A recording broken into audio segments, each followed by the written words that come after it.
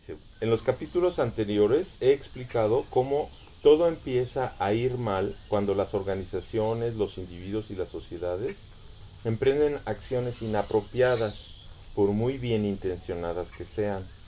Cuando a menudo esto sucede, ¿Cómo a menudo esto sucede? Porque esos individuos no comprenden en realidad la compleja y sutil naturaleza de las diversas situaciones a las que deciden hacer frente, y cómo las organizaciones, por su parte, son a veces tan rígidas e inflexibles que no pueden forjarse una imagen interna de la situación ante la que se encuentran. Pero como decía, las organizaciones y los individuos tienen la posibilidad de cambiar esto cuando se permiten un periodo de suspensión creativa y empiezan a reestructurarse adaptando medidas más originales y dinámicas, que dejen aflorar la creatividad y el conocimiento tácito de los miembros para que pueda ser plenamente aprovechado. Cuando esto ocurre, una nueva forma de lo que llamo acción suave puede comenzar a operar. Este libro lo que habla es de la complejidad del mundo. De hecho, los primeros capítulos se llama La vida en un mundo mecánico, la complejidad y la complicación, la complejidad bajo control, la rigidez. Lo que hace es explicar cómo los sistemas del mundo real son complejos, cómo no son puras pelotitas de Newton que nada más operan con como fuerza es igual a masa por aceleración, que es como el mundo mecanicista ha visto, o el pensamiento mecanicista ha visto al mundo, sino que él lo que te da muchísimos ejemplos en la sociedad, en la ingeniería, en la medicina, en la psicología, en la sociedad, de cómo el mundo opera no siguiendo reglas sencillas de causa-efecto lineal, sino que tiene redes de retroacciones e intercomunicaciones, y que las personas tienen subjetividad, y que los procesos del mundo tienen conexiones, y ni siquiera las cosas del mundo físico puramente, como el clima, por ejemplo, no opera a causalidades lineales. Y entonces él plantea cómo es necesario hacer una suspensión, lo que le llama el suspensión creativa, que es una suspender nuestra identificación con las ideas que han sido sembradas en nosotros desde niños como sociedad, y que venimos arrastrando como sociedad, y que las damos por hechos como verdades, sea como sea. Y entonces hacemos, por ejemplo, el otro día, ayer, escuché a alguien, un investigador que además está publicando cosas sobre COVID, un investigador además veracruzano, muy renombrado, que decía, estaban evaluando los síntomas y los efectos del COVID en los médicos, en los grupos médicos que están atendiendo, y decía, nosotros, eh, cuando una persona ya presenta malestares, identificamos todo lo que tenga, y si se muere o si se enferma, para nosotros es COVID, a menos que se demuestre lo contrario. Dices, órale, o sea, su hipótesis o su procedimiento de investigación parte de la premisa de que la persona se siente mal, tiene síntomas, y lo van a declarar como COVID a menos que encuentren algo que los convenza de que no. Y dices, bueno, y todas las otras cientos de enfermedades que hay. Por eso es por lo que yo digo, y hay ya miles de médicos y de gentes en todo el mundo que están saliendo a denunciar. Yo no tengo la experiencia directa porque yo no estoy en los hospitales, pero los médicos, que inclusive hay muchos países en los que los están amenazando, o inclusive en Estados Unidos dándoles dinero a los médicos para que declaren COVID. Entonces, es todo un sistema en donde cuando uno proyecta sus creencias hacia la realidad y a fuerza la realidad, tiene que comportarse de acuerdo a los esquemas que uno genera. Eso pareciera así como medieval, o sea, como decimonónico, o sea, pero ¿cómo es posible que la ciencia opere así? Pues así opera muchas veces la ciencia. Es lo que quiere ver y Es lo que quiere ver, exacto. Entonces, por eso él dice que tenemos que hacer una suspensión creativa. Los círculos de salud y la parte mental, intelectual, emocional que trabajamos está muy relacionada en términos de la enfermedad, porque mientras que yo siga reproduciendo mis patrones de creencias de que esto no lo cura más que la pastilla y de que nada y de que esto es puramente de los genes de mis abuelos y estoy frito porque la diabetes pues la heredé y no hay nada que la pueda cambiar, o esto quién sabe de qué me vino y no tiene que ver con nada que yo tenga que hacer porque está mal y no puedo hacer nada, pues voy a seguir reproduciendo. Bueno, empecé a utilizar la expresión acción suave hace varios años para definir cierto tipo de actividades y acciones creativas que podían llevarse a cabo cuando la gente era sensible a la dinámica de su entorno. Me refiero a una actividad quizá mínima en apariencia, pero verdaderamente inteligente y que brota de la naturaleza misma del sistema que es objeto de nuestra investigación. Como hemos visto en este libro, las acciones y reacciones que proceden de las organizaciones convencionales, así como sus planes y estatutos, son a menudo de naturaleza relativamente mecánica y suelen estar dirigidos a resolver lo que se considera, entre comillas, el origen del problema. O sea, extirpar el origen del problema, porque esa es la manera de resolver el problema. Además, cuanto mayor sea el cambio que se desea producir, más enérgica será la acción que se imponga. Por el contrario, la acción suave es de naturaleza sutil.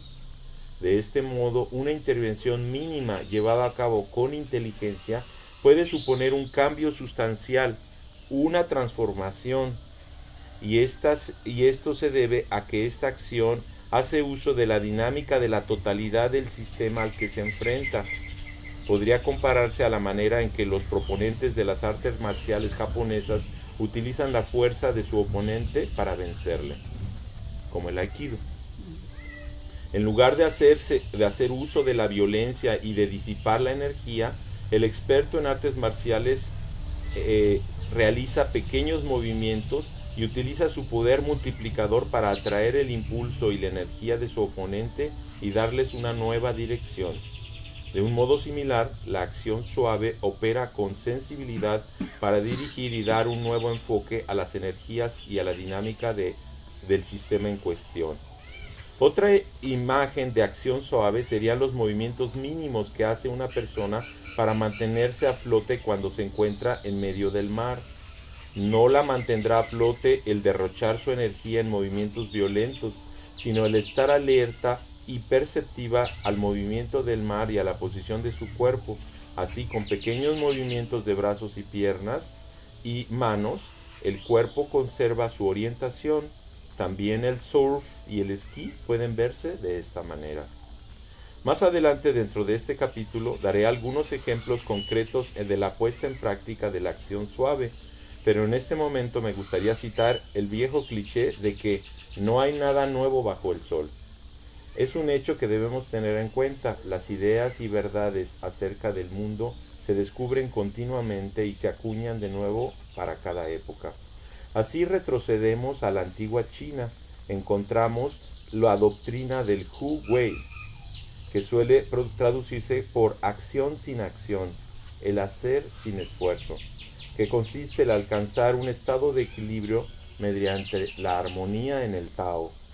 Basándose en esto, el emperador gobernará el país sencillamente por el hecho de estar presente, sentado en su palacio, un palacio que tiene la orientación geográfica apropiada con respecto al campo que le rodea, a fin de que el microcosmos sea un espejo del macrocosmos. Hu Wei se compara también con el agua, que es débil y carece de forma inerte, pero tiene sin embargo la capacidad de erosionar la piedra más dura. Incluso cuando se separa en gotas diminutas, el agua se reunirá y encontrará finalmente su camino de vuelta. Asimismo, la persona iluminada no se esfuerza por hacer uso de la voluntad para pugnar con el universo, sino que busca la armonía con el fluir natural de las cosas. En vez de sentirnos separados del universo y querer imponer nuestra acción al mundo externo a nosotros, Debemos estar conectados con el universo que existe en transformación constante, vivir plenamente en cada momento y fluir en armonía con lo que nos rodea. Chuang Tzu lo compara con vagar sin propósito, o lo que es lo mismo, que nuestras acciones nazcan del momento y no estén motivadas por deseo alguno de recompensa ni por alcanzar una meta prefijada.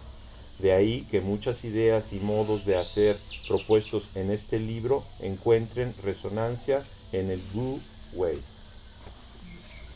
Es una manera completamente diferente de la tradición occidental eurocéntrica, ¿no? De la acción-reacción, y de que si quieres hacer algo tienes que hacer una acción deliberada para poner energía de la misma magnitud del efecto que quieres lograr. Eso está clarísimo en la primera ley de Newton. A cada acción le corresponde una reacción y de igual magnitud, pero inversamente proporcional. Es un pensamiento en un mundo lineal, en un mundo en donde lo que tenemos que es tener un pensamiento positivo. Por eso vivimos en el positivismo de hacer lo que queremos que logre. La vía de los pueblos ancestrales, como el chino, el mexicano, el indio, tenía que ver con otra manera. Lo estamos viendo en la pandemia. Queremos volver a encender el mundo, a que todo vuelva a la normalidad, a que otra vez todo el mundo viaje por todo el mundo y sigamos haciendo minas y sigamos extrayendo petróleo y sigamos consumiendo y sigamos comprando más coches y todo eso. O lo vemos ya más concretamente con el COVID. ¿Qué queremos? Una vacuna, una acción intensa para combatir la vacuna, para combatir el virus. Y no miramos el territorio, no miramos por qué surgió el virus, no miramos los territorios de los organismos débiles que están en el fondo de por qué el virus puede prender en las personas. No miramos cómo los virus y las bacterias están saliendo al medio ambiente porque estamos destruyendo las selvas y los bosques en donde han vivido durante miles de millones de años, cientos de millones de años, en armonía con sus hospederos, relación huésped-hospederos, en donde millones de bacterias están viviendo ecológicamente en armonía con el medio ambiente. Destruimos el bosque, destruimos las selvas y esos virus y bacterias necesitan buscar a dónde vivir. Destruimos los arrecifes de coral, como hay estudios que ya se están haciendo, que muestran que destruyen los arrecifes de coral por la contaminación de los ríos, ¿no? Que lleva todo el drenaje y los químicos a los mares, por los barcos, por los puertos. Se mueren los arrecifes de coral donde viven millones de peces, de algas, de corales, precisamente donde están bacterias y virus en armonía. Los animales y las plantas se mueren, pero los virus y las bacterias siempre van a buscar nuevos nichos. Entonces luego vienen las tormentas atípicas, como todas estas cosas que estamos viendo por el cambio climático, y están viendo que esos virus y esas bacterias terminan en los lagos y en los ríos, tierra arriba, porque el viento y las tormentas las avientan y están teniendo presencia de virus y bacterias completamente inusuales, pero que además se vuelven virulentos. Entonces, y luego también, por ejemplo, por el uso que usan los antibióticos como mecanismo para que las vacas crezcan, les inyectan cada 6 meses dosis enormes de antibióticos, y esos antibióticos finalmente van a dar a los ríos, van a dar a los mares, y están devastando las bacterias, están haciendo un cambio en la ecología del microbioma, porque el microbioma vive en un equilibrio. Y entonces se mueren ciertas subpoblaciones de las bacterias, otras nuevas empiezan a ocupar los nichos, y esas otras nuevas bacterias tienen una virulencia diferente a las anteriores. Y luego eso está en las plantas, en los animales que los humanos consumimos, y por eso vienen nuevas enfermedades. Entonces, lo único que hacemos es tratar de buscar desesperadamente un antiviral, un antibiótico, una vacuna, para contrarrestar eso, sin mirar la complejidad subyacente y tomar acciones suaves, como dejar de estar destruyendo el medio ambiente, como bajarle a nuestro consumo, como ponerse a mirar lo que la gente está comiendo y toda la falta de atención a la vitalidad, que es lo que es la contraparte de la presencia de esos virus y bacterias que llegan a un organismo humano completamente debilitado, que cada vez toma más antibióticos, que cada vez toma más vacunas, que cada vez toma más. Finalmente diré, hay fuertísimas evidencias que en muchos de los lugares a donde apareció el COVID-19 habían, y yo ya he estado bajando decenas de artículos, esto no es rollo de youtubers, así de conspiraciones. Hay muchísimas evidencias de que la aplicación de la vacuna contra la gripe, de la influenza, está asociada al surgimiento del COVID. Es decir, ya desde hace 20 o 30 años los científicos se han empezado a dar cuenta que las vacunas no son inertes, que las vacunas a veces están relacionadas con el surgimiento de otra enfermedad. Es decir, nos inyectan las vacunas y nos dicen, no, son completamente seguras, no tienen nada que ver. Claro que no miran, y ya ahora es como el DDT. A nosotros todavía nos tocó, a ustedes les tocó, ¿verdad? Cuando llegaban las mamás. En los jardines y ya estábamos. Y ahí estaba, ¿no? Sí, que cuando llegaban los de las guerras, en la Segunda Guerra Mundial, ahí están. Les hacían así. Después en los 60 descubrieron los efectos terroríficos del DDT, pero en los 40, en los 30, en los 20 lo habían visto como un regalo de la tecnología, porque ya no iban a haber bichos, y ya no iban a haber pulgas, y ya no iban a haber piojos, y ya no iba a haber mosquitos, y nada, y ahora estamos viendo que tiene mucho que ver. De hecho, les comento, hay investigaciones que plantean que lo que usan para el dengue y todos los insecticidas son los causantes del Zika. En realidad, hay fuertes evidencias que el Zika es más que el resultado de un virus, el resultado de todos los procesos de los plaguicidas que van esparciendo por las calles para acabar con el mosquito, ¿verdad? Entonces, lo que él está planteando es cómo, al tratar de solucionar una cosa de una manera reactiva, lo que hacemos es generar un desastre todavía mayor, porque no percibimos la complejidad de los procesos vivientes. Y lo que nos está invitando, que estoy seguro que la mayor de la parte de la gente, de los ingenieros de las ciencias aplicadas, como dice Bateson, pues se escandalizarían de esto, porque dicen, lo que tenemos que hacer es una acción radical y tremenda para poder hacer esto. No nos damos cuenta de todas las otras contrarreacciones que estamos generando. Entonces, bueno, eso mismo es válido para nuestro mismo organismo. Cuando tenemos una enfermedad, lo que solemos hacer es correr, abrir una pastilla para tomarnos, para contrarrestar lo que estamos haciendo.